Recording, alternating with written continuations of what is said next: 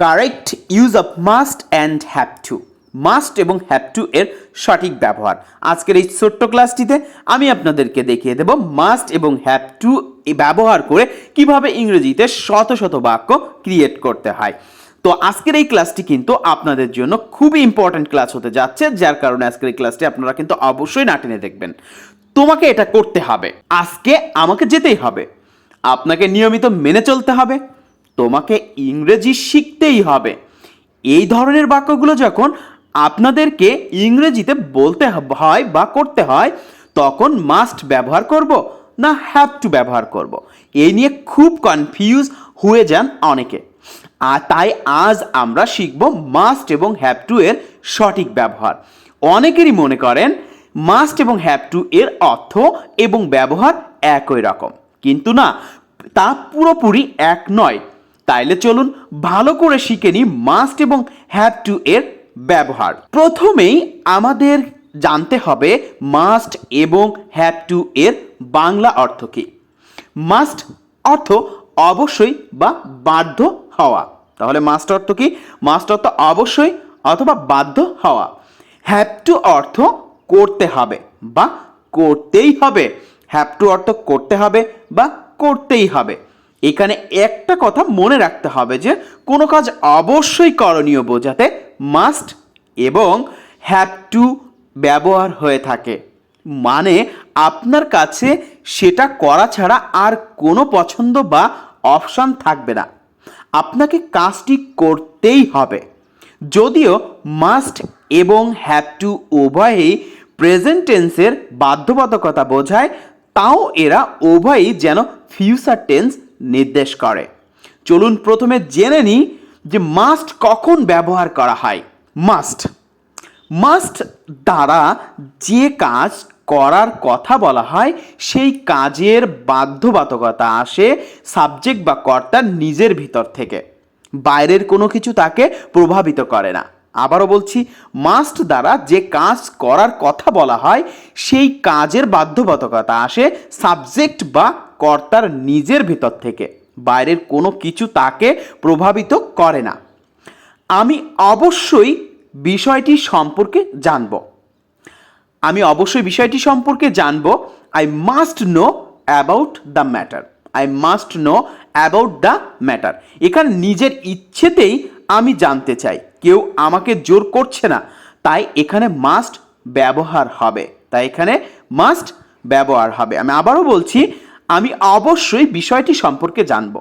I must know about the matter. এখানে নিজের ইচ্ছেতেই আমি জানতে চাই, কেউ আমাকে জোর করছে না, তাই এখানে মাস্ট ব্যবহার হবে। আমি মাস্ট দিয়ে আপনাদের আরও কিছু কিন্তু উদাহরণ সহ শিখিয়ে দিচ্ছি। আর নিশ্চয়তা প্রকাশ করতে মাস্টের ব্যবহার করা হয়। বেড়ানোর পর তুমি অবশ্যই ক্লান্ত হয়ে পড়বে। You must be tired after your journey. আমি অবশ্যই কঠোর পরিশ্রম করব, কারণ আমি প্রথম হতে চাই। তার মানে কি হবে? I must study harder because I want to stand first. Next উদাহরণে দেখা যাক। আমাকে ব্যাপারটা সম্পর্কে অবশ্যই জানতে হবে। I must know about the matter. তো চলেন নেক্সট উদাহরণে দেখা যাক। তোমার মেজাজ নিয়ন্ত্রণ করা উচিত। You must try to bridle your temper. তোমার লোকটিকে চেনা উচিত। You must know the man. তার নিয়মগুলো অনুসরণ করা আবশ্যক। She must follow the rules. তার নিয়মগুলো অনুসরণ করা আবশ্যক। কোনো কাজ অবশ্যকরণীয় বা বাধ্যবাধকতা বোঝাতে মাস্ট ব্যবহার করা হয়ে থাকে। আবারও বলছি, কোনো কাজ অবশ্যকরণীয় বা বাধ্যবাধকতা বোঝাতে মাস্টের ব্যবহার করা হয়ে থাকে। কিছু উদাহরণে যাওয়া যাক। তাকে অবশ্যই এই কাজ করতে হবে। He must do this. তোমাকে অবশ্যই বাড়ি যেতে হবে। You must go home. তাকে অবশ্যই অনেক পড়াশোনা করতে হবে। He must study a lot. তাকে অবশ্যই অনেক পড়াশোনা করতে হবে। এভাবে আপনারা বাসায় বসে কিন্তু একাধিক বাক্য অনুশীলন করতে পারেন মাস্ট দিয়ে। আমি আরও মাস্ট দিয়ে কিছু উদাহরণ আপনাদেরকে দেখিয়ে দিচ্ছি। যদি বাক্য বা সেন্টেন্সটি নেগেটিভ বা নাবাচক হয় তাহলে মাস্টের পরে নট বসে বা সংক্ষেপে মাস্টেন্ট হয়। তুমি কখনোই এটা করবে না। You must not do this. তোমার এখানে পান করা উচিত নয়। ইউ মাস্ট নট বা ইউ মাস্টন্ট ড্রিঙ্ক হিয়ার। তুমি তাকে অনুসরণ করবে না। You mustn't follow him. তুমি তাকে অনুসরণ করবে না।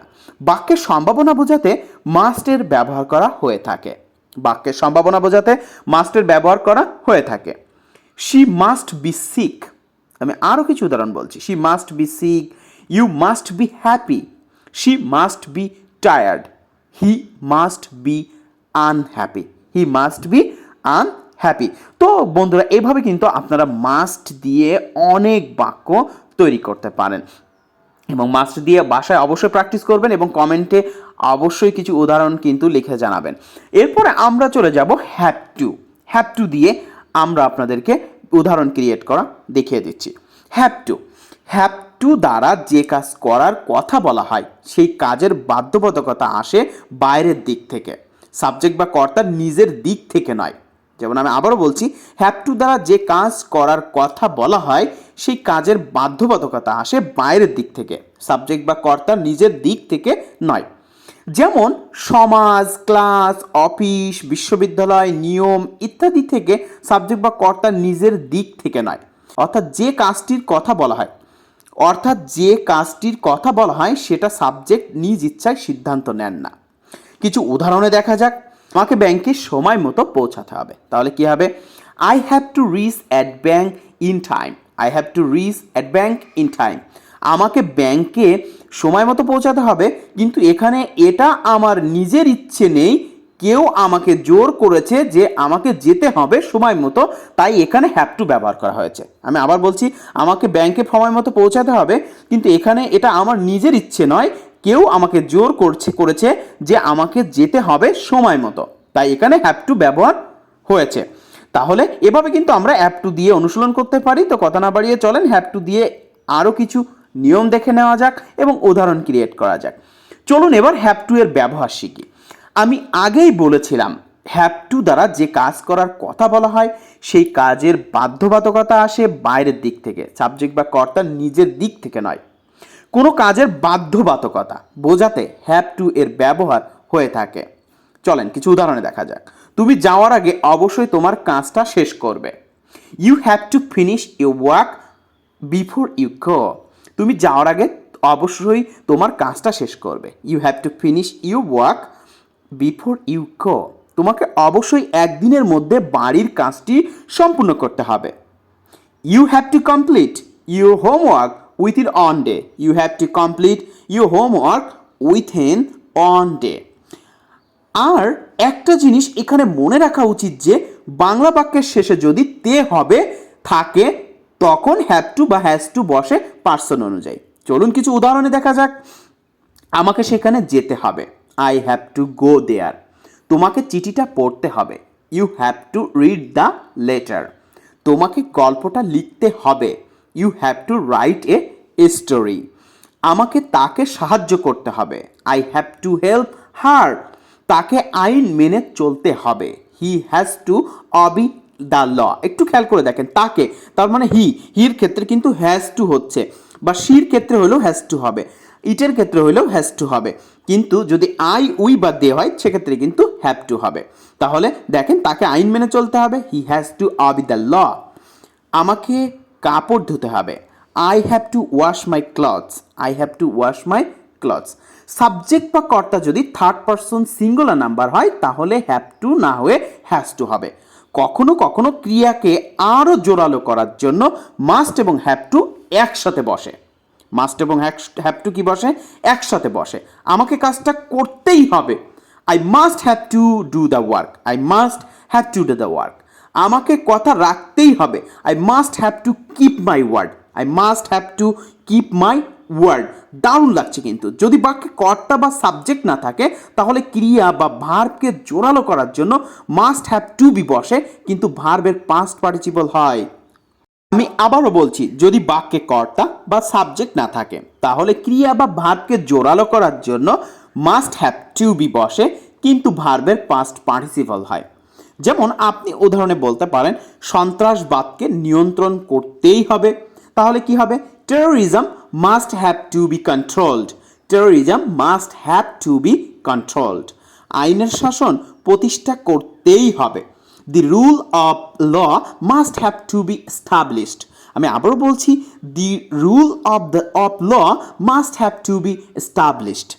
যাই হোক, আশা করি আপনাদের মাস্ট এবং হ্যাভ টু এর সঠিক ব্যবহার সম্পর্কে বোঝাতে পেরেছি। তো আজকের এই ক্লাসটি আপনাদের কাছে কেমন লাগলো অবশ্যই কমেন্টে জানাবেন, এবং কোন বাক্যগুলো আপনাদের কাছে বেশি ভালো লেগেছে, এবং যদি বেশি ভালো লেগে থাকে অবশ্যই লাইক কমেন্ট করবেন এবং অবশ্যই কমেন্টে জানাবেন। আর আপনি যদি আমাদের ইউটিউব চ্যানেলটির নতুন সদস্য হয়ে থাকেন তাহলে অবশ্যই আমাদের ইউটিউব চ্যানেলটিতে সাবস্ক্রাইব করবেন, এবং বেশি বেশি করে আপনাদের টাইম লাইনে কিন্তু ভিডিওগুলো শেয়ার দিয়ে রাখবেন, যাতে করে আপনাদের টাইম লাইনে থাকা বন্ধুরাও এটা দেখে কি হতে পারে, উপকৃত হতে পারে। তো আবারও নেক্সট ক্লাসে কিন্তু আপনাদের সামনে এরকম গুরুত্বপূর্ণ টপিকস নিয়ে হাজির হব। ততক্ষণে সবাই ভালো থাকবেন, সুস্থ থাকবেন। আল্লাহ হাফেজ।